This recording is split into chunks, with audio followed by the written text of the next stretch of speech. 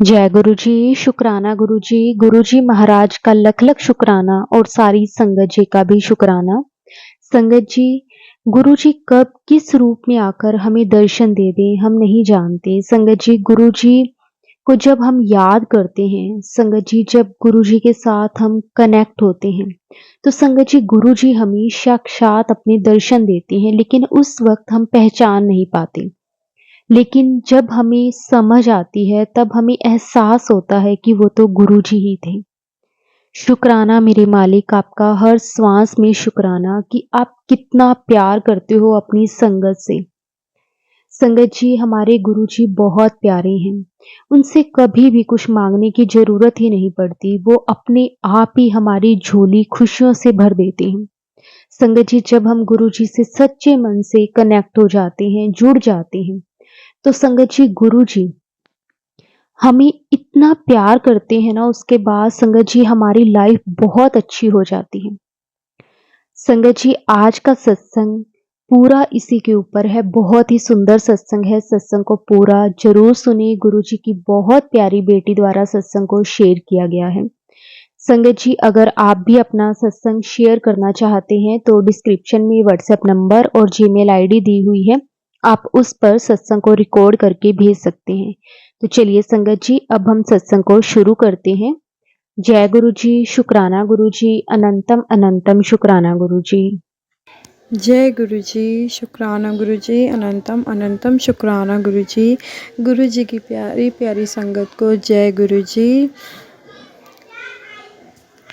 गुरु जी के चरणों में कोटि कोटि प्रणाम। संगत जी, आज ये मेरा फर्स्ट सत्संग है जो मैं आप सबके साथ शेयर करूँगी। तो सत्संग शुरू करने से पहले मैं मंत्र जाप करूँगी। ओम नमः शिवाय, शिव जी सदा सहाय। ओम नमः शिवाय, गुरु जी सदा सहाय। ओम नमः शिवाय, शिव जी सदा सहाय। ओम नमः शिवाय, गुरु जी सदा सहाय। संगत जी, सत्संग करते समय मुझसे कोई भी भूल चूक हो जाए तो माफ़ करना। संगत जी, मेरा नाम काव्या है, मैं गुरु जी की बेटी हूँ। संगत जी, आज मैं अपनी जर्नी स्टार्ट करती हूँ। गुरु जी ने मुझे पहली बार दर्शन कब दिए? वैसे तो मैं बिफ़ोर मैरिज 1-2 बार पहले बड़े मंदिर होके आ चुकी थी, पर इतना मुझे समझ नहीं थी वहाँ पर आफ्टर मैरिज मैं प्रेग्नेंट थी, तो मेरे हस्बैंड इन लॉज़ में मेरे बहुत गुरु जी को मानते हैं। तो उनके साथ मैं गई थी वहाँ पर बड़े मंदिर। वहाँ जैसे ही मैं बड़े मंदिर पहुँची, तो जो रूल्स होते हैं वो मेरे हस्बैंड मुझे रास्ते में ही बता रहे थे कि वहाँ पर ना बात नहीं करनी होती किसी से, और अपना मोबाइल जो होता है वो साइलेंट कर देना। तो मैंने कहा ठीक है। तो वहाँ पर जैसे ही हम पहुँचे, बहुत बड़ा मैंने शिवलिंग देखा, तो मैं बहुत खुश हुई, क्योंकि छोटे होते से ही मेरे को ना शिव जी से बहुत प्यार है, बहुत प्यार करती हूँ मैं। तो मैं अंदर गई, वहाँ पे दर्शन किए, चाय प्रसाद मिला, बहुत बहुत बहुत अच्छा लगा, बहुत शांति थी, बहुत सुकून था। वहाँ पर फिर मंत्र जाप स्टार्ट हो गया। तो जो आगे वाली संगत थी वो तो दरबार में बैठी हुई थी, तो जो हम लोग थे वो जस्ट दरबार के बाहर बैठे हुए थे। मैं जो जहाँ पर बैठी थी बिल्कुल कॉर्नर में बैठी थी, जहाँ से बिल्कुल दरबार के भी दर्शन हो रहे थे। और गेट के पास में एक अंकल बैठे थे, सरदार अंकल कोई। तो सब अपने अपने मंत्र जाप में सबका ध्यान था, बट मैं नई नई गई थी तो मुझे इतना पता नहीं था, तो मेरा ध्यान नहीं था। संगत जी, मैं सबको देख रही हूँ कि सब अपने ध्यान में हैं। तो सडनली मैं क्या देखती हूँ कि वो जो अंकल बैठे हैं सरदार जी, वो गुरुजी बन गए एकदम। तो मैं इधर देख रही हूँ, लेफ़्ट साइड देख रही हूँ तो वो सरदार जी हैं। फिर मैं हल्का सा टर्न होके देख रही हूँ तो वो गुरुजी है। मेरे मन में यही डाउट था कि सब तो कहते हैं कि गुरुजी ने समाधि ले ली है, तो फिर यहाँ पे कौन बैठे हुए हैं? तो मैं फिर अपने हस्बैंड को हल्की सी कोनी मार के कहती हूँ कि सुनो, जिनका स्वरूप है यहाँ पर, वो अंकल तो यहाँ पर बैठे हुए हैं, देखो। तो वो मुझे कह रहे हैं चुप, यहाँ पर शोर नहीं मचाते। उतने में मुझे एक सेवादार अंकल ने टोक दिया कि आंटी प्लीज़ बातें मत करो, सब डिस्टर्ब होते हैं। मैं फिर डर गई थोड़ा, तो मैं भी मतलब पूरे मंत्र जाप में यही चलता रहा, मैं इधर देख रही हूँ, उधर देख रही हूँ, उधर देख रही हूँ, उधर देख रही हूँ। कभी गुरुजी बन जाते हैं वो, कभी उस टाइम पे बिल्कुल भी समझ नहीं थी मुझे, मतलब बिल्कुल अनजान, पता नहीं था ये रब ऐसे होते हैं या रब के दर्शन हमें ऐसे मिलते हैं। तो वहाँ से मैंने कहा कि चलो अब ये मंत्र जाप ख़त्म होगा, वैसे ही ना मैं आगे की तरफ भागूंगी थोड़ा सा, और अगर तो ये वही अंकल हुए जिनकी फ़ोटो लगी हुई है, जिनकी सब पूजा कर रहे हैं, तो मैं इनका हाथ पकड़ लूँगी और मैं कहूँगी अंकल आप यहाँ कैसे, आपने तो समाधि ले ली है। और संगत जी आप बिलीव नहीं करोगे, मैं आज भी अगर ये बात याद करती हूँ ना तो मेरे गूड्स बम्स आ जाते हैं। तो मैं जैसे ही पैर मैंने रखा और देखा, संगत तो सारी जा ही रही थी, लाइन वाइज सेवादार उनको भेज रहे थे और वो गुरुजी थे ही नहीं वहाँ पर, बिल्कुल भी वहाँ पर गुरुजी थे ही नहीं। मैं इधर देख रही हूँ, उधर देख रही हूँ, इवन मैं मतलब लंगर हॉल तक, जुतियाँ जहाँ से हम कलेक्ट करते हैं वहाँ तक भी मैं देखती रही हूँ कि शायद वो अंकल मिल जाए।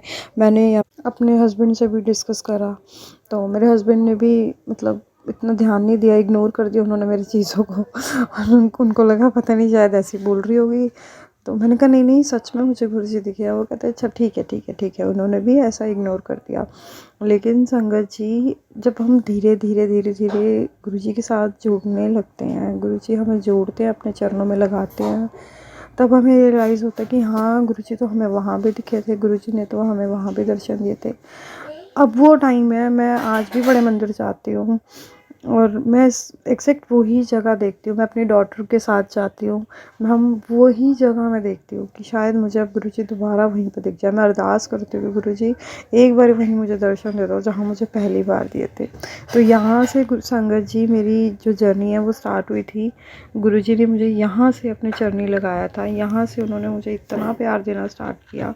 धीरे धीरे मुझे भी गुरुजी से इतनी लगन लगने लगी, इतना प्यार होने लगा, मतलब एक लगने लगा कि हाँ जीने का एक मकसद है। फैमिली के लिए तो आप जीते ही हो, लेकिन एग्जैक्ट जो हमें प्रॉपर रास्ता मिल जाता ना भगवान का, वो हमें यहीं से मुझे गुरुजी के थ्रू ही मिला। आज मेरी डॉटर भी, मेरी बेटी भी 5 साल की हो गई है, उसको भी गुरुजी से बहुत प्यार है। वो सुबह मॉर्निंग में स्कूल जाती है तो गुरुजी को बोल के जाती है कि गुरुजी मैं स्कूल जा रही हूँ, और जब आती है वो तब भी आके बोलते हैं गुरुजी मैं आ गई हूँ। कई बार तो ऐसा होता है कि मैं अपनी डॉटर को स्कूल से लेने जाती हूँ तो मैं घर से बोल के निकलती हूँ कि गुरुजी चलो अनाया को लेके आते हैं। आप बिलीव नहीं करोगे संगत जी, ब्लैक कलर की बटरफ्लाई नीचे, मेरा घर जो है वो फर्स्ट फ्लोर पे है, मैं नीचे उतरती हूँ, वो बटरफ्लाई घूम रही होती है पार्क के पास। तो वो एग्जैक्ट इसका जो स्कूल है वो घर से वॉकिंग डिस्टेंस पे 5 to 7 मिनट्स का रास्ता है वॉकिंग डिस्टेंस में। तो मैं जब जाती हूँ तो कई बार, बहुत बार ऐसा हुआ है कि जब भी मैं घर से बोल के निकलती हूँ कि गुरुजी चलो अनाया को लेके आते हैं, वो जो बटरफ्लाई है वो पूरा मेरे साथ साथ पीछे, कभी आगे कभी पीछे, ऐसे ही फॉलो करते करते करते उसके एग्जैक्ट स्कूल के बाहर होते हैं। और कई बार तो ऐसा भी होता है कि वो बटरफ्लाई स्कूल के अंदर चली जाती है और मैं अनाया को लेके बाहर आ जाती हूँ। तो इतने प्यारे हैं हमारे गुरुजी, इतना हमें प्यार करते हैं, हमारे कहने की ज़रूरत नहीं होती। कई बार, बहुत बार ऐसा हुआ है संगत जी, मेरे मन में अगर कोई बात होती है ना तो वो खुद ही वो क्लियर करा देते हैं, मुझे बोलने की कभी ज़रूरत नहीं पड़ती। तो इतने प्यारे हैं हमारे गुरुजी, इतने भोले हैं हमारे गुरुजी, हमारी मन की बातों को भी वो बहुत अच्छे से उनको पता होता है कि हाँ इनको क्या देना है और क्या नहीं देना। गुरुजी वो नहीं देते जो हम चाहते हैं, गुरुजी वो देते हैं जो हमारे आगे के लिए अच्छा होता है। क्या पता हम जो मांग रहे हैं गुरुजी से वो शॉर्ट टर्म के लिए हो, लेकिन जब गुरुजी देते हैं तो वो हमेशा के लिए देते हैं। इसीलिए गुरुजी कहते हैं कि मंगो नहीं मनो।